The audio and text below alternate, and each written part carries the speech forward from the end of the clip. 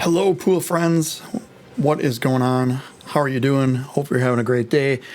This is a 10 ball ghost match that I played on April 22nd, 2025, in preparation for what hopefully will be a 10 ball tourney coming up here in a couple days. The last two tourneys I played at this place, this is Bonnie and Betty. Shout out to Josh, Frenchie, Nick, Taylor, everybody else who works at Bonnie and Betty's, and all the pool players. They have Sunday weekly tournaments that are relatively small. I think the smallest I've seen was 9 players. The most I've seen were 24. Just had a 9-ball one on Easter Sunday. In fact, take a look at this video up here for my ghost match that was kind of a preparation for that 9-ball match. I took third in that one, by the way. Hoping I can go higher than third, because the last 2 tournaments I've been in there I've taken third. But anyway, let's start with the table. Let's get started with 10-ball. A little bit of talk about the camera and things like that. And here we go. All right, I'm going to be breaking from the middle. Again, the camera's tilted. I am sorry. I won't go through excuses on why it's tilted. It just is. There's also this weird mode that I have. Always stay hydrated, kids, by the way. There's this weird mode on the camera called like linear plus horizontal, and it seemed to be good when I was just doing test videos, but what it does is it tries to keep the horizon set. And if it thinks that the horizon changes, like if you're on a bike or going down a mountain or skydiving or whatever, it'll adjust to keep the, well, it did that a couple times in this match. And I'm sorry for any seasickness you may encounter, or motion sickness, when this happens. But anyway, this is 10 ball. This is a call pocket game. 10 ball does not count on the break. Early 10s do count, or do not. I don't remember. I don't think there are any in this match. I get ball in hand after every break, no matter if I scratch, make a ball, don't make a ball, anything. If I run out, meaning make all my balls in the called pockets and then make the 10 ball, I win and I get a point. Otherwise, if anything else happens, the ghost wins and gets a point. It's a race to 7. We are tilted here, and this is really annoying me. Nobody would even notice if I didn't bring it up, but it's bothering me, so I'm going to bring it up. And I'll try not to bring it up. Shout out to Adrian Miller from the Chihuahua Savage, and shout out to the Chihuahua Savage as a team for winning the 2025 Ron Newman Cup a couple weeks ago. Actually, this was it was Easter Sunday when I was at the pool tournament, and I did not watch, and I apologize for not watching the soccer world, but I do not apologize for not playing in the pool tournament, so we'll do that. I'm working my way through this rack pretty decently here. Everything is kind of lined up in a decent, I use the word decent. It's decently decent in a most decent fashion. Here I'm just going to bring it back a couple inches. Now I can play the 7 in a couple different ways. I can 3. I can see. I can stun it, come out 2 rails here. I can play forward, come out 1 rail here, or I can just kind of float down. I don't know if I have this angle and play it in the side. I think the side is the most risky of the 3, because if you get on the wrong side of the side pocket, if you get on this side, then you're going this way and the 10 ball's up here.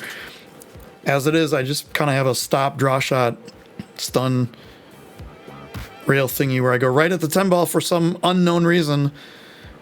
I don't know why I did it that way. I could have, the angle here looks like I could have just stopped and just floated up here. Feeling like I wanted to take more of a stroke. But I drained the 10 ball and I am up 1-0. Fargo is still at 598. It has not changed since that tournament that I played last Sunday. I'm recording this on or narrating this on the 25th of April. Pretty good break there, if I say so. Cue ball stopped relatively close to the middle. I made 3 balls. The only issue is I don't know if this 4 ball goes past. I'm kind of looking at where I need to get on it to play it, and I don't think it goes. So let's see, what can we do? We can be here, or basically if I was where the 9 ball was, that would be perfect, because then I could just play it down here and the 5 is right there waiting for me. if the 5 wasn't there, I could play the 2 ball up here. The 2 does not go there. I remember looking at this and just kind of follow the cue ball up and play short side on the 4. I'm actually looking at the 2 ball now. Crazier things that I could do is I could play the 2 off the 5 and have the 5 go into the 4, hopefully leave it over here somewhere. But what I'm going to do is I'm going to try a 2-rail draw shot with lower right to lower left spin. I'm going to come 1, 2 into where I'm standing here, kind of by the Brunswick logo, which you can't see, but it's right here. Instead, I didn't like the trying to draw that, especially for real early on in this match, and I didn't really have much warm up before I started. I just decided to start. So I'm going to do the same thing, except I'm going 1 rail with upper right and spinning it down this way.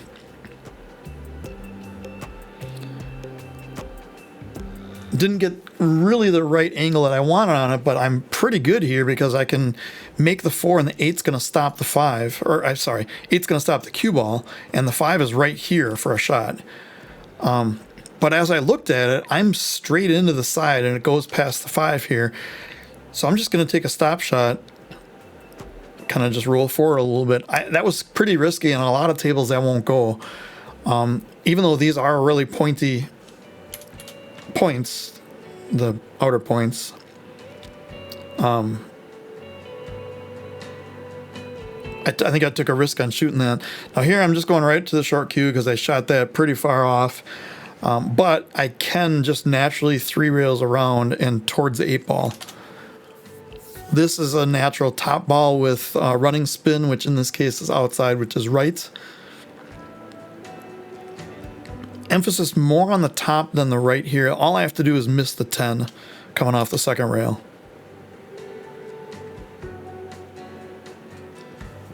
And then here, any angle is really good.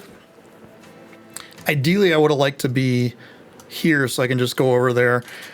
It looks like I'm going to have to just follow this forward and take short side on the 9, but since the 10 is right there, I could even get straight into the 9 here on the rail and still be fine for a shot on the 10. As it is, I'm not going to do anything fancy. I'm just going to pop this off the rail. Maybe not even that much of an angle. Maybe just straight out like this. Center ball, a little bit of right maybe, but center ball maybe half a tip of top. Just enough to get off the rail and be able to cue because the 10 ball is so close to the pocket.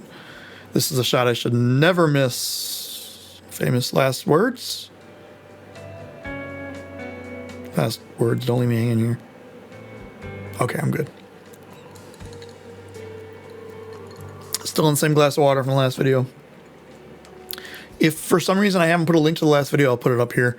I think I already did though, but I don't remember. It was a long time ago. It was like 8 minutes ago. I am dialed in on the break here.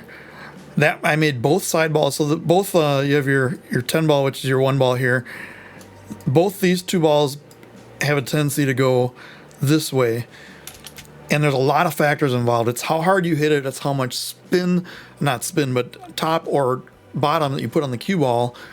It's what kind of pop you get. It's what kind of rack you get. It's the humidity in the room, the wind speed, the sun angles, and not all that stuff. But it really is the humidity in the room will affect the break quite a bit.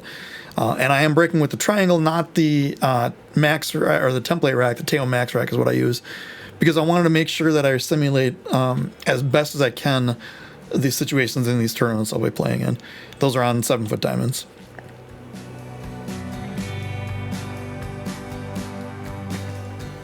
Now here I need to get basically where the 9 ball is to play the 4 ball. Because the 4 only goes here. Unless I'm down here, which it goes here, but I'm even tougher way to get there. So there's a couple ways I can play this. I can force it and kind of go 2 rails in and out. The problem with that is if I underhit it, I'm over here. If I overhit it, I could go behind the 9. Now I'm just checking to see if I can come 1 rail. Sorry, that's one of the worst angles I've ever drawn. 1 angle straight kind of here, almost towards the 9, and that's just upper right, and that's what I did. And the only problem I'd have is if I get frozen on the 9 ball, and I am literally, I remember playing this because it was only a couple days ago. It was, I mean, it was close. This shot is going to be almost straight top. It's really easy to play this and come up really short. So you have to almost overstroke this rather than understroke. And I emphasis on the follow there, and you'll see how the angle like doesn't even open up until it's like right here. As it is, I got pretty good on it because I can come one rail and out, bounce off the second rail if I can. This angle's hard to see from this overview, even when we're tilted. Even if we were straight, it would be hard to see. And because I was focused so much on that, I missed the shot. The ghost is on the board.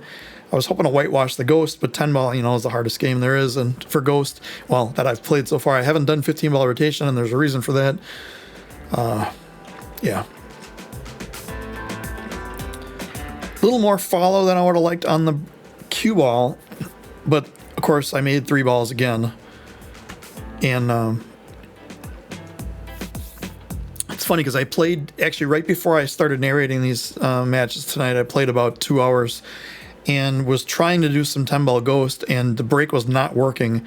And because of that, not only was I not making balls, I was getting clusters. And as soon as you get clusters in ghost matches, you're in trouble because you have to break those out. And I had clusters that I had to try to break out with the ball in hand, 1 ball, to like magically somehow get on my next ball.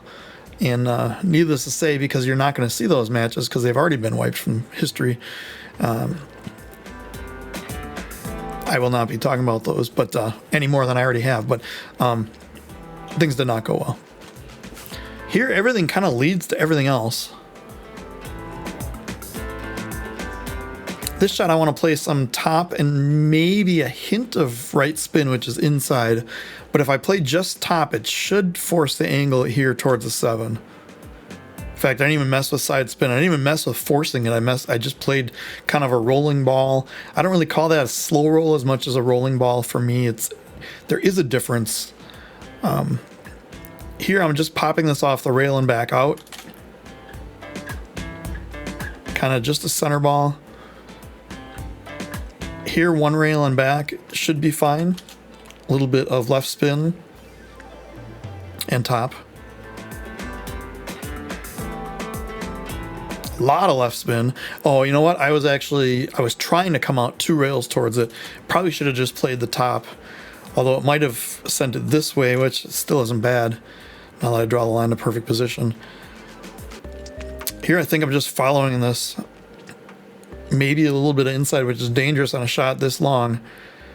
Yeah, and I didn't get as much inside as I needed, and because of that, I'm kind of on the 49.5 yard line here. But as I say in almost every one of my videos, put the 10 ball or 8 ball or 9 ball here and shoot it from all over the table, and do that as a practice drill.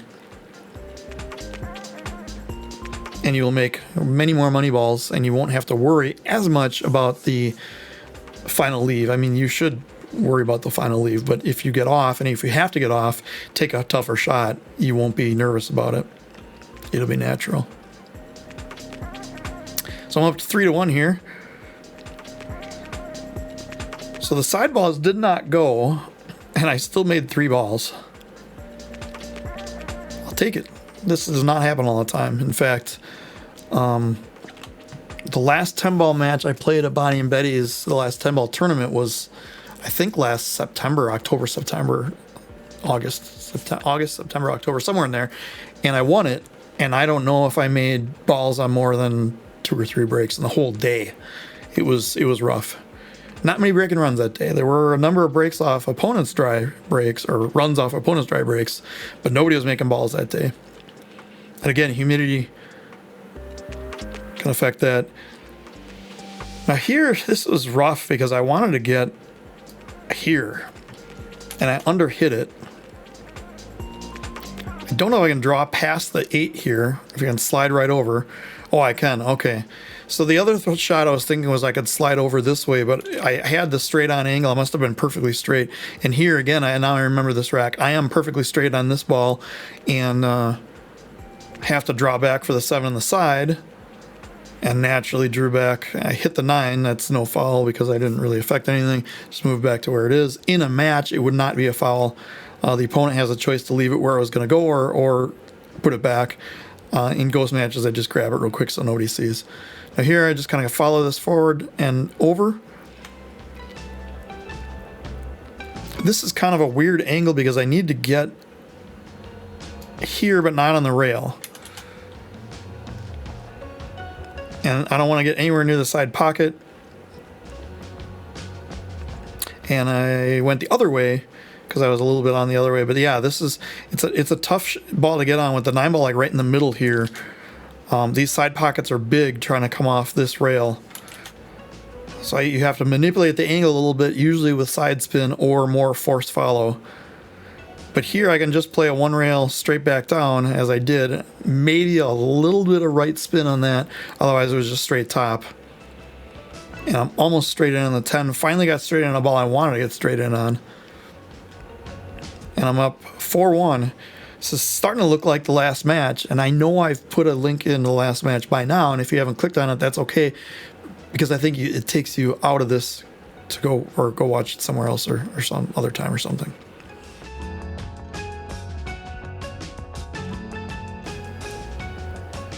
So you can see there my arm twisted on the brake and I got this really goofy line here. So if the 4 and the 6 weren't here, let's just pretend that these weren't here.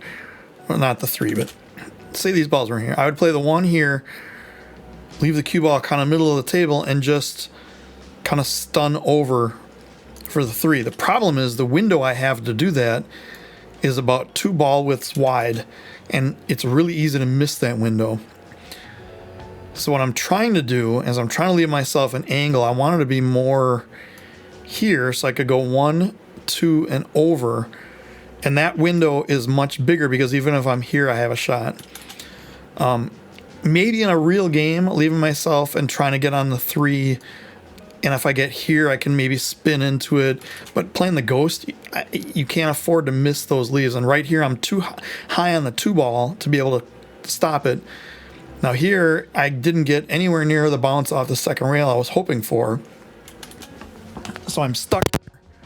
And I want to pause this because I want to go over the options that as I was going over this. Actually, you know what? I think I'd take a while to think about this. So let's go over the options that I have. The first one is just cutting this all the way down and hoping I get a shot. That's not a very easy shot. Second one I'm looking at is, can I play it off the 4 into here? That's a problem because I can't really cut it into the 4. So then I have to look at banking it off the rail, off the 4, and have it fall in. I don't think there's enough there to do that. Then I start looking at, can I bank it? In fact, I'm calling this, I want to pause it. At one point, I looked at trying to cross bank this. So the cue ball is going to come across the face of the 3. 3 is going to go over here. But then the cue ball can hit the 6, get in the path of the 3, hitting the 6, hit the 4, and scratch. Definitely not guaranteed a shot if I do that.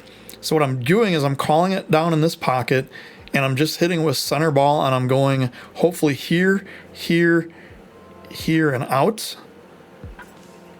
We'll see what happens. Not a very easy shot. It's off the rail, so it's a little bit easier than if it was frozen to the rail as far as getting past the points, but it's an extreme angle. Now, I followed a little bit and I made the 4. And here is a tough shot. And I'm going to pause it one more time, and I don't know if I'll pause that anymore in this video. I'm sorry about this. I'm stuck here with how to get on the 7. The cue ball is very close to the 6. The only place it goes is here. I don't think I could try to cut it here. So the only place it can go is here. If I play just a follow shot, I think I'm going to double hit the cue ball coming through it because it is pretty close. Because kind of the natural angle would be to play 1 rail, 2 rails, and over. But again, I don't think I can get enough on it without following through and double hitting the cue ball. So what I'm going to do is I'm going to play it here. I'm going to try to hold it 1 rail with lower right. In retrospect, I don't like this at all. I think going for more of just center ball and seeing what happens without double hitting is better, because I don't think it's skidded. I think I just threw it a little bit this way and didn't make it. I had a chance to be up 5-2, 5-1 here, but it's 4-2. Ghost is on the comeback trail.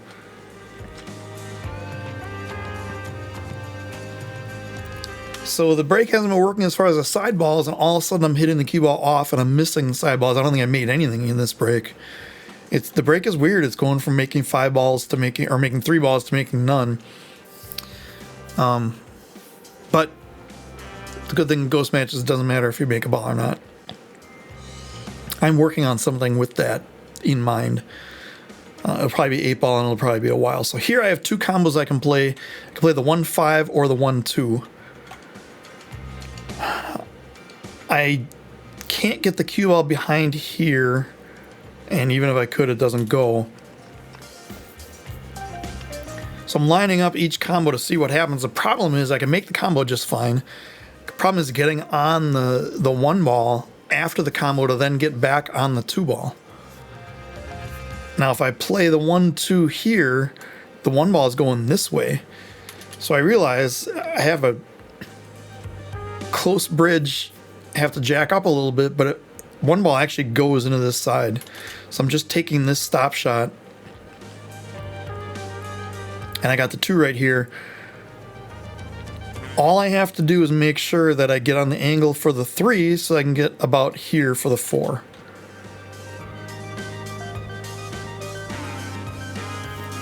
And I'm okay. I mean, the pocket line's here. I'm on the correct side of the pocket line. I was going to say right, but it's actually left, depending on how you look at it. All I need to do is kind of center ball with left spin, float this out. And I think I hit more top, or I kind of looked back at the wall. I might have tagged the wall in my backswing there. I don't think I did. But now this 4 does not cut. It does not go all the way up. The 8 combo does not play. And now the camera's doing weird things. I tried to cut it anyway. I did make this, and now the camera's, come on, stop it. Oh boy. I apologize for that. What the heck?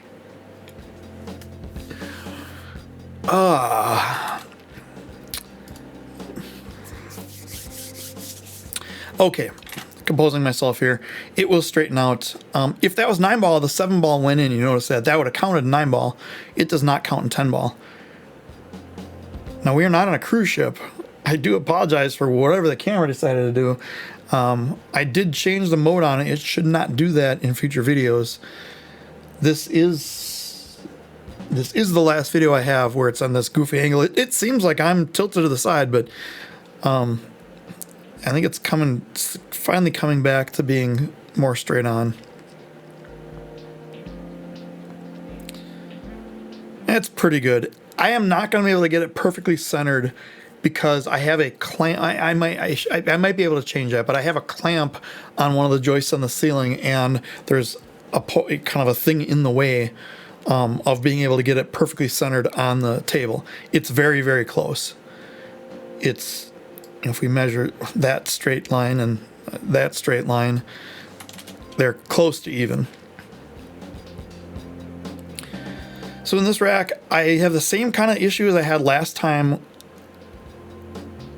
or 2 racks ago, where I need to get on the 4, but the 8 is a big ball because right in this line is where I'd like to be to get on the 4. I can't hold it.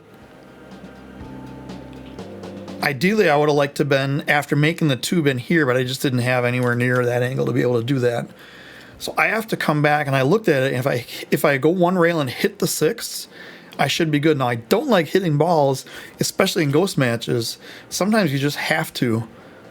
And this worked out really well because it's going to hit hard enough to hit the 5 out of the way. The problem with doing that is there's a very easy chance of getting the 6 on the 5 like this.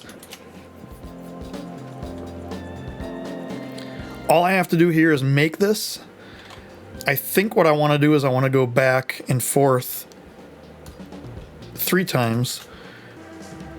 Because I don't think I can hold it 1 rail, and I think if I hit it to where I try to hold it 1 rail, it's much easier to miss. I will do a video on that concept at some point. So 1, 2, 3, and almost perfect. Actually, a little bit too perfect on the 5. I would have liked to have been like where this streak is. And that streak is just when I break from the right side, the cue ball popping back. Burn marks, they call them. They are not, you can't feel them. You can put your hand over, you don't feel it, but they're slightly, when the cue ball actually, they call them burn marks, it actually does burn a mark in the felt due to the velocity and the skidding of the or sliding of the ball. There I just went 1 rail and out so I could play the 6 either in the corner or the side depending on what I feel at the time. Here I can go around the 7. If I play on the side, I can go around the 7 this way. It looks like I'm playing it in the corner. Oh, and just playing a stop shot. I remember this. Let's talk about this rack a little bit. In fact, let's...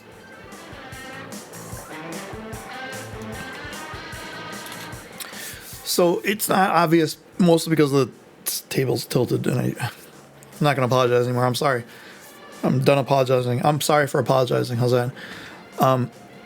There's a point in the game where you look at the pattern, like from here, I could play the 6 here. It's probably okay. I mean, 90% shot to make.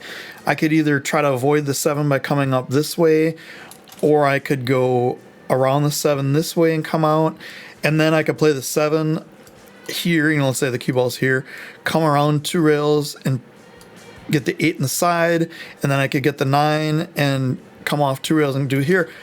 But then I'm looking at it, I basically can play 4 stop shots right here. And let's do this again. And I already played the 8. I don't want to try to fast forward. It's hard enough to pause in OBS. And in fact, if anyone out there is an OBS expert and knows of a better media player, let me know. But what I can do here is I can stop shot on the 6. I can just play a stop shot on the 7. Now, again, when I say stop shot, I mean I'm playing the cue ball with the stop shot action, and if the ball floats a little bit, I'm not trying to get an absolute perfect stop like that. And then I'm perfect on the 8. I can just stop shot it, leave the cue ball there, and then just float for the 9 for the 10. And it seems basic when you look at this, but when you get on the table, you're so used to playing shots with angles and having the angle follow this way or follow that way or do whatever, that sometimes you miss things like this. And I just took 4 shots in a much easier, well, 6, 7, 8 for sure. And then the 9, instead of following with inside, I just played top and a little bit of outside, which is kind of the natural spin for that shot, because the 10 ball is just a regular shot that I tell you to practice all the time. Even though I tell you to practice it here, it's still in a good spot. Now, I didn't feel good on that, and it was right at the time where I should have stood up if I didn't feel good, and I stood up, so yay me. Pat myself on the back here a little bit. I looked like I shot a little bit high in the pocket, but it still went in without hitting the rails, so I'll take it. Up 5-3 now.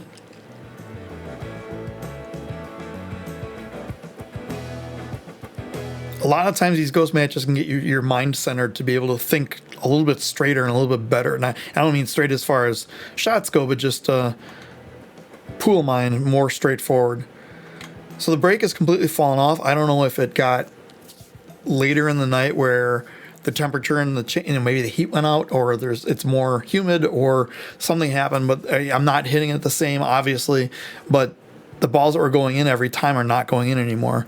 They're running either high or low, and I have to figure out in the course of when I play how to fix that.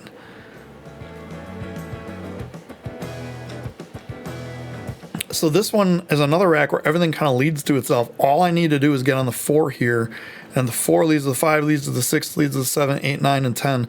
So all I have to do is get a good angle on the 2, which is going to come off 1 rail and bounce up, and then play. This is the tricky position because there's a couple ways you can do it. You can, in fact, I said I wasn't going to pause a lot. I know what I'm going to do here, but you can try to kind of draw one rail or 2 and out, or even above this. The problem is on a lot of, especially diamond 7-foot tables, which is a lot what I'm playing tournaments on, that angle does not exist with the way the felt and the rails and everything work together. A lot of times you'll underdraw it and over bounce off the rail, and when you could go right into the 5 here. So what I'm going to do is I'm going to do 2 rails with inside, which is left here. Let's start this back up, and I'm going to come around 1, 2, and overshoot the 4 if anything, because if I'm way above the 4, it's much better than if I'm under the 4, because I can always manipulate the 4 to get to the 5, but if I'm here, I'm in a lot of trouble. So here's stop shot again, or if I can bounce off the rail without worrying, without missing the shot, or without jeopardizing the shot, is kind of what I like that. Here's stop shot, a draw. Like a lot of times I'll look and the angle for the side is this spot. And a lot of times I'll go, oh, all I need to do is get on the spot or near the spot or an inch off the spot or something like that. Kind of use that as a visual guide. I also use things like these marks on the table, and every table has them. When you're in a tournament and you notice where people are breaking from, a lot of times that can be a position spot as well. Here I just need to not hit the 8. So ideally, I think I want to come one rail and out. I can put a better stroke on it, and I can get more position, less chance of getting straight on, more able to just hit and have the position take care, have the ball, cue ball take care of position by itself, bouncing off that rail. Sorry, that was rough to say. Here I'd like to get straight in on the 8 or going a little bit away from it. I don't want to be going towards the 9 with the cue ball on the next shot.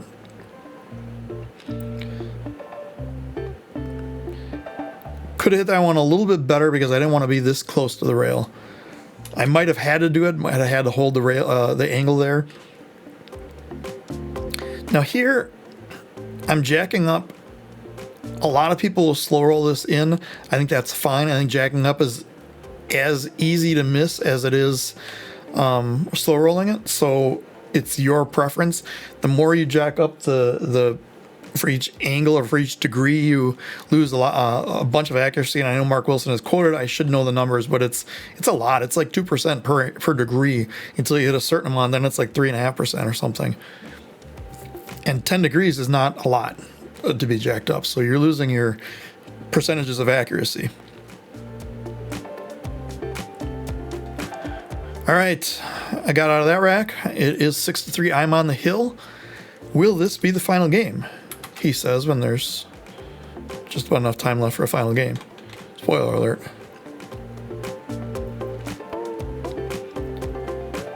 Yeah, just hit a little high on that, on the 9 ball, and I think it was a 5 ball in those side pockets, but I did make 2. And I have a shot, and I'm staying hydrated. And I'm not going to be shooting with my break cue, so I'll put that away. Now the 2 and the 3 are the ones that went in. So what I'm doing here is I'm looking at what the best angle on the 5 is, and then kind of work backwards from there. And the 5 does go past here, which is where I looked at. If it doesn't, I need to get over here to play it down here. I don't want to try to mess with getting on the side pocket. So I just want to play kind of. It would have been nice to have more of an angle on this to be like here. It looks like I'm following this anyway. Cheat the pocket a little bit to the left side and follow it one rail and out. That's fine. 6 does go past the 9 on the side. The problem is I need to get on the correct side of the 6. Thanks, that helps, camera.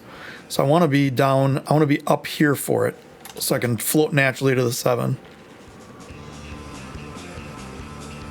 Instead, I got in the wrong angle of it. Now,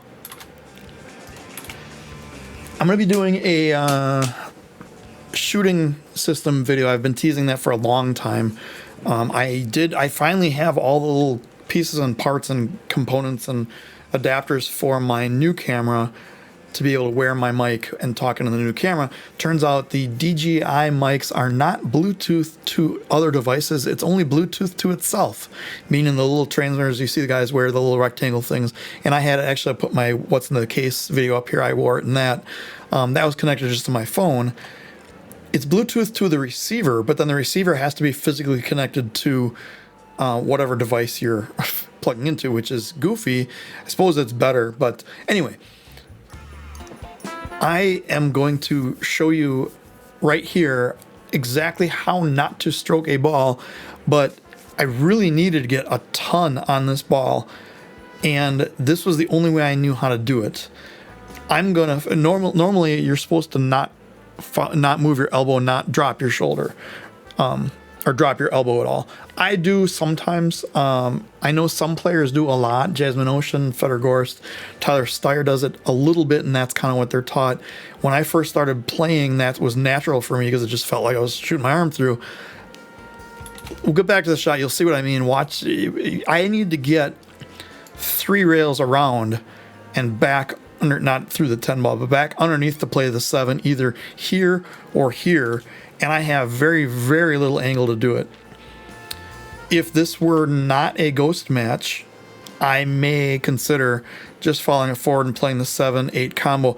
The 8's a little bit off the rail, so it's a lot easier to make.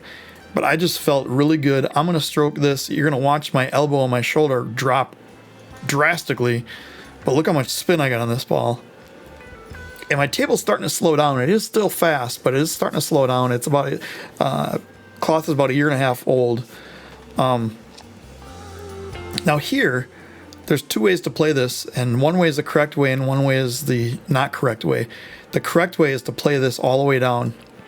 The not correct way is to try to float it in the side after you made just such a stroke shot without taking a break.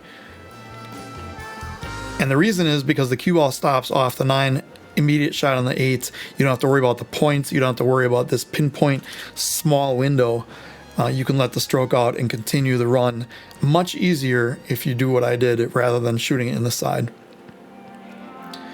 Now here I wanted to follow this straight angle for the 9. I got a little bit off, but I'm still at the right angle that I can just basically play a stop shot with low right and just have the cue ball kind of drift a little bit over. I don't need to get perfect on the 10, and I don't need to come all the way in the rail and out.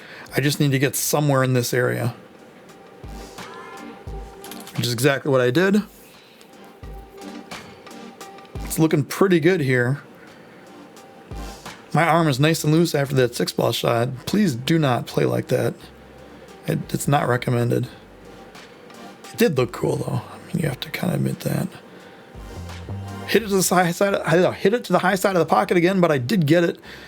Let's show my cue in the air, and now I win in yellowish green, 7-3, with a nice thumbs up. And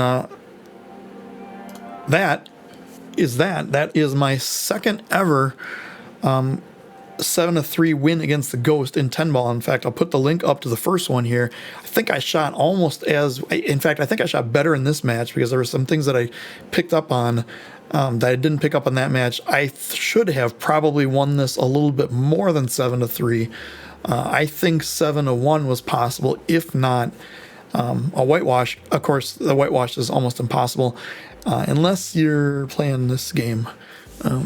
If you watch that link, pay note to what date it was posted.